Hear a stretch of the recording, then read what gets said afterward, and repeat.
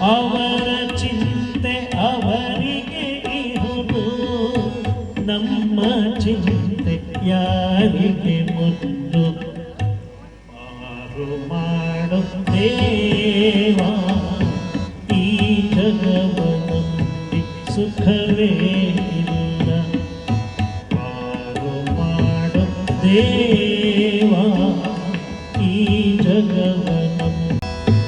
ಹೇ ದೇವ ನೀನೊಬ್ಬನೇ ಆತ್ಮೀಯ ಬಂಧುಯನಗೆ, ಪ್ರೀತಿ ನೀಡುವವರಲ್ಲಿ ನಿನ್ನನ್ನು ಬಿಟ್ಟರಿಲ್ಲ. ಈ ಜಗವನಂಬಿ ಸುಖವೇ